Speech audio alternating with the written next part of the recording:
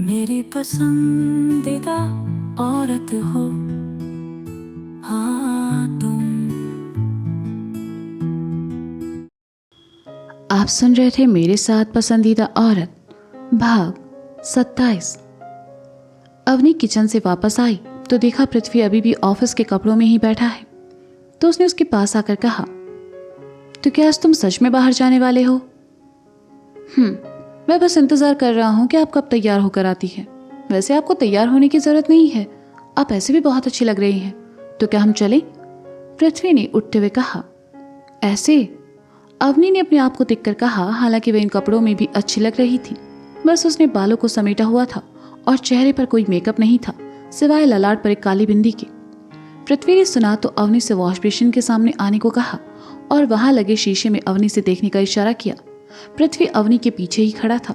अवनी ने शीशे में खुद को देखा, लेकिन खुद को ना देखकर उसकी नजरें पृथ्वी पर जा ठहरी, जो शीशे में देखते हुए अपने बालों को सही कर रहा था और उनमें उंगलियां घुमा रहा था। अवनी प्यार से एक टक उसे देखती रही और जैसे उसकी नजरें पृथ्वी की नजरों से मिली, अवनी का दिल धड़कने लगा। उसने नजरें हटाई और अपने बालों को सही करने लगी। पृथ्वी मुस्कुराया और कहा, वैसे कुछ भी कहो, साथ में अच्छे तो लगते हैं हम दोनों। अवनी ने सुना तो सामने देखा। पृथ्वी के कंधे से थोड़ा ऊपर, कद में उससे थोड़ा कम, एक थोड़ा सांवला तो एक रंग में साफ, एक की आंखों में बेइंतहा मोहब्बत तो एक की आंखों में हल्की नमी, एक के होंठों पर मुस्कान तो एक के होंठों पर खामोशी।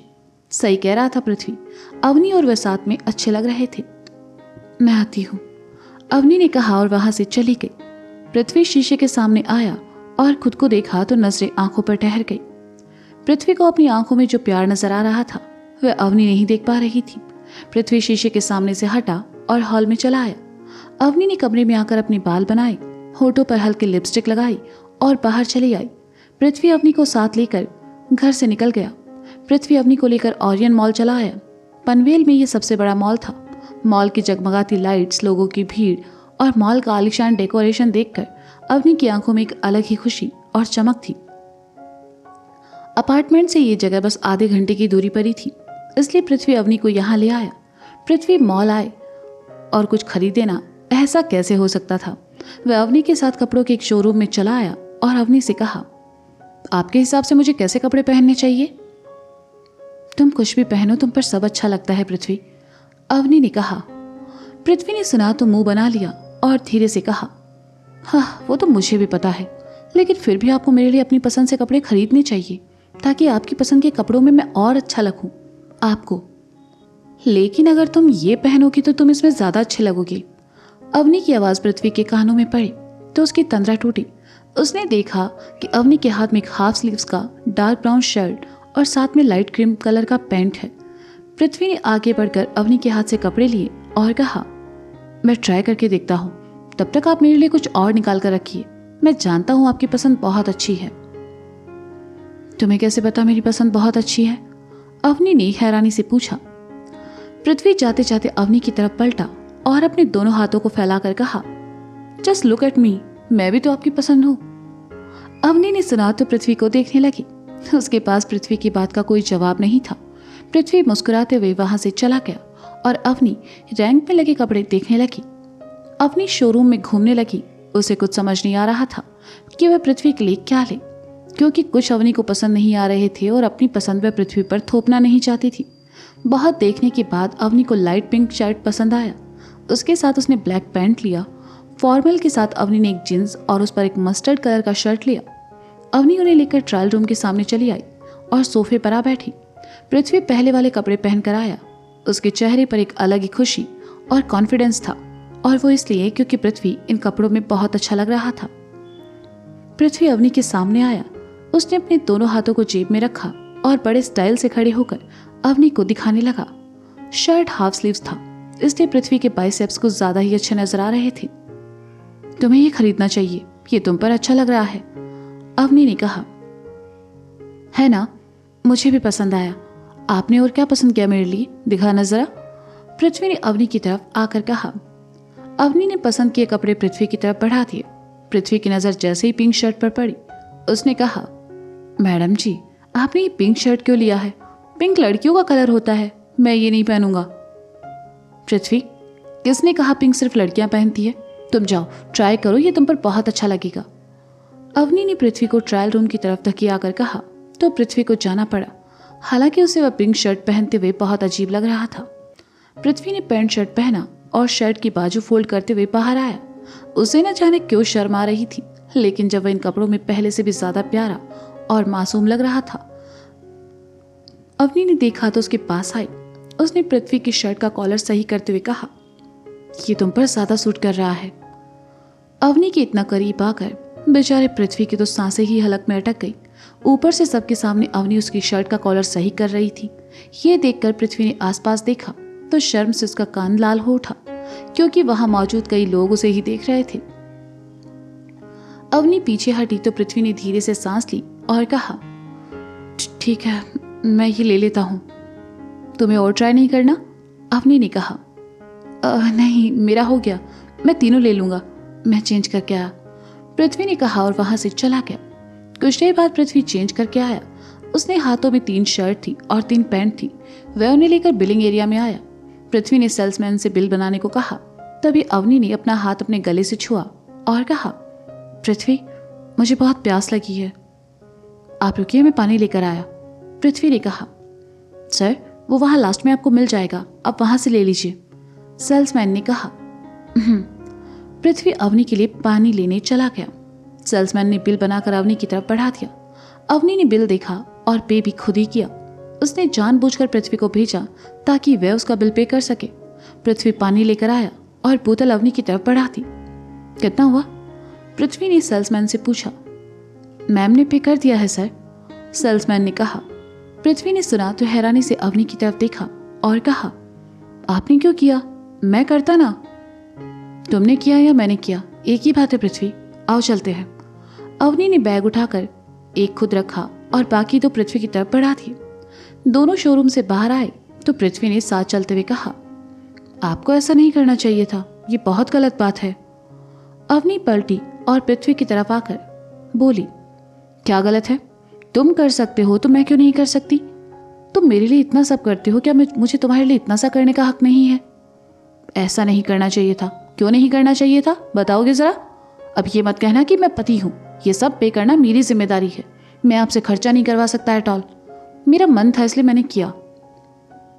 आप तो बिल्कुल मुझे वाइफ की तरह डांट रही हैं, पृथ्वी ने मासूमियत से कहा।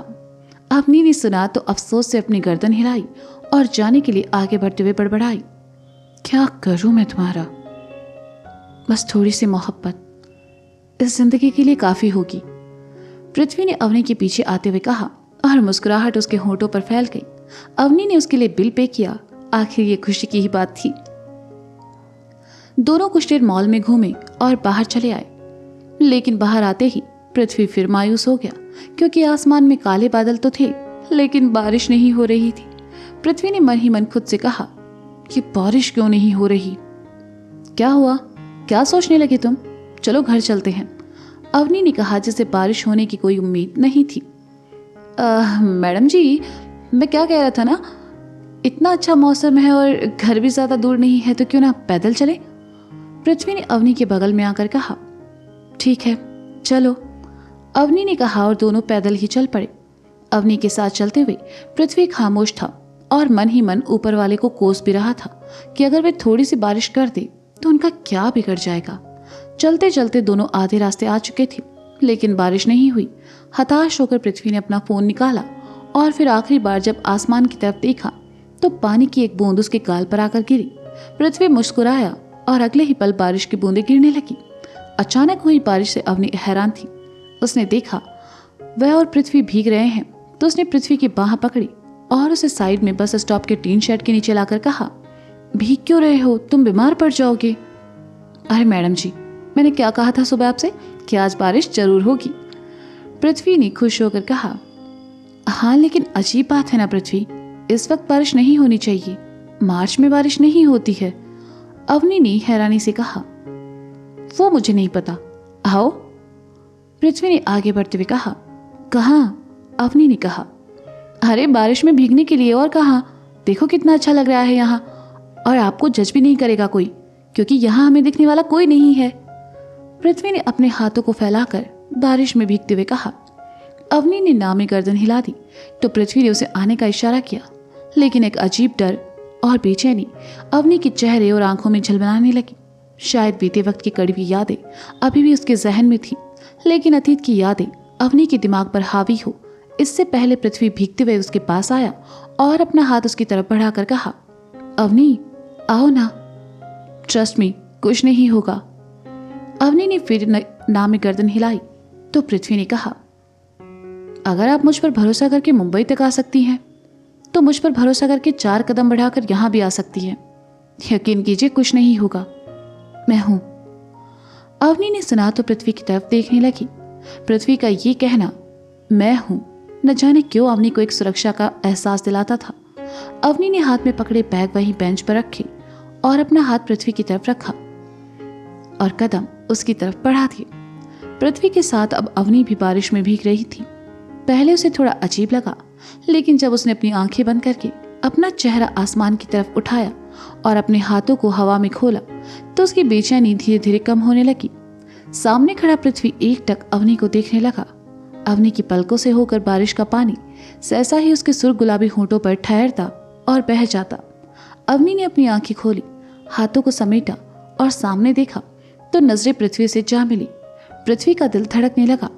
दोनों एक दूसरे के सामने खड़े बस एक दूसरे को देखे जा रहे थे। अवनी को बारिश में शांत देखकर पृथ्वी ने उससे नजरें हटाई और इसके बाद दोनों जो भीगे हैं, कुछ देर के लिए दोनों बच्चे बन गए थे। कभी सड़क पर जमा पानी में उछल कूद करते, कभी एक दूसरे का हाथ पकड़कर भीगते, कभी हंसते तो कभी खिलखिलाते। अवनी बहुत खुश थी और उसे खुश देखकर पृथ्वी भी बहुत खुश था। अवनी खुश थी कि तभी बारिश एकदम से रुक गई। उसने मायूसी से पृथ्वी की तरफ देखा तो पृथ्वी ने इधर उधर देखा। पास ही पतले तने वाला एक पेड़ था। अब जायज सी बात थी, बारिश हुई है तो पेड़ भी भीगा होगा और उस पर कुछ पानी भी बरसा होगा। पृथ्वी अवनी का हाथ पकड़कर उसे पेड़ के नीचे लेकर आया और अवनी से रुकने का इशारा कर खुद उसके तने के पास चला आया। अवनी नहीं समझ पा रही थी कि पृथ्वी क्या कर रहा है। उसने अपनी गर्दन उचकाई तो पृथ्वी ने तने को जोर से हिलाया। पेड़ के पत्तों पर बचा हुआ पानी बारिश की बूंदों की तरह एक बार फिर अवनी पर गिरा और अवनी के होंठों पर मुस्कान तैर गई। पृथ्वी अवनी के पास चला आया और अवनी के सामने आ खड़ा हुआ। उसका दिल अभी भी धड़क रहा था और ये अक्सर होता था जब पृथ्वी अवनी के करीब होता था। पृथ्वी को अपने करीब पाकर अवनी रुक गई और उसे देखने लगी। पानी की बूंदें अवनी के होंठों पर ठहर गई। पृथ्वी एक लड़का था और उसके सामने खड़ी उस लड़की उसकी पसंदीदा औरत, उसकी पत्नी और उसकी प्रेमिका थी। ऐसे में भला वह खुद को कितना रोक पाता। अवनी खामोश थी। पृथ्वी के दिमाग में क्या चल रहा है वह नहीं जानती थी। अवनी की तरफ देखते हुए पृथ्वी ने अपने कदम बढ़ाए। अवनी पीछे हटना चाहती थी लेकिन नहीं हट पाई। उसके पैर जैसे वहीं जमीन पर जड़ हो गए थे। पृथ्वी का करीब आना अब उसकी धड़कनें बढ़ा रहा था। वह पृथ्वी को देखती रही। ठंडी हवा के झोंके, रात का वक्त, भीगी सड़क और बारिश की वो सौंधी सी खुशबू माहौल में एक अलग ही रुमानियत फैला रही थी। पृथ्वी अवनी के करीब आया।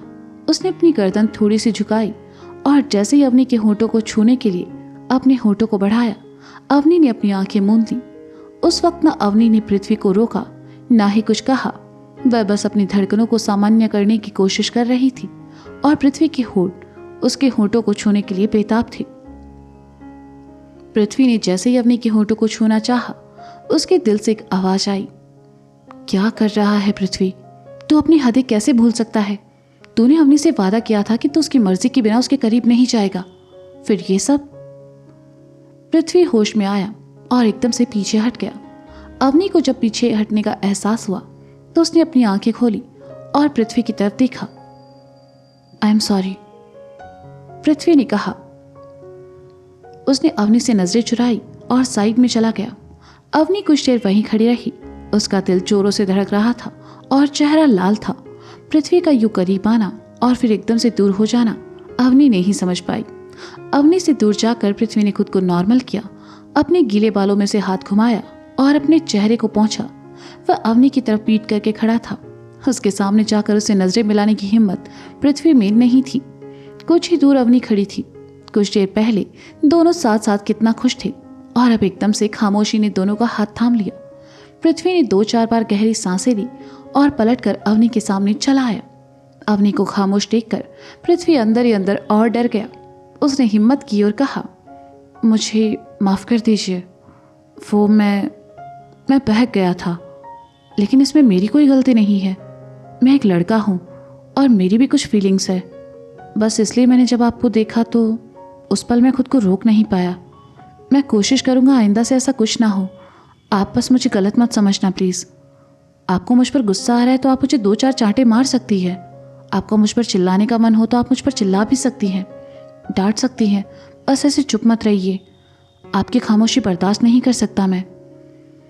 अवनी ने सुना तो पृथ्वी की तरफ देखा। इस वक्त पृथ्वी उसे उतना ही मासूम लग रहा था जैसे स्कूल में बच्चा गलती करने के बाद अपनी टीचर के सामने खड़ा होता है। अवनी एकटक पृथ्वी को देखते रही और फिर धीरे से कहा, घर चलते हैं। हाँ हाँ बिल्कुल। आई एम सो सॉरी, मेरा कोई गलत इंटेंशन नहीं था, सच में। पृथ्वी ने कहा, मुझे तुमसे कोई शिकायत नहीं है पृथ्वी, और ना ही मैं तुमसे नाराज हूँ, बल्कि मुझे तो तुम्हें थैंक यू कहना चाहिए। तुम्हारी वजह से बारिश से जुड़ी एक बुरी याद मैंने हमेशा के लिए अपने दिल से निकाल दी। आज के बाद जब भी मैं बारिश देखूंगी तो मुझे ये शाम याद आएगी। चलो घर चलते हैं। अवनी ने बहुत ही प्यार और सहजता से कहा। पृथ्वी ने सुना तो उसके मन का बोझ हल्का हो गया। उसे लगा अनजाने में उसने अवनी के करीब जाकर जो हरकत की उसकी वजह से कहीं अवनी उससे नाराज ना हो जाए, लेकिन ऐसा नहीं हुआ। उल्टा अवनी ने इस मुश्किल पल में पृथ्वी को समझा। पृथ्वी ने हामी में सर हिलाया और बेंच पर रखे बैग उठाकर अवनी के साथ घर से के लिए निकल गया। तो दोस्तों, क्या इस बारिश के बाद अवनी भूल जाएगी हमेशा के लिए बारिश से जुड़ी कड़वी यादें? अवनी के इतना करीब आकर भी आखिर क्यों रोक लिया पृथ्वी ने खुद को? क्या इस घटना के बाद अवनी समझ पाएगी पृथ्वी की भावनाएं?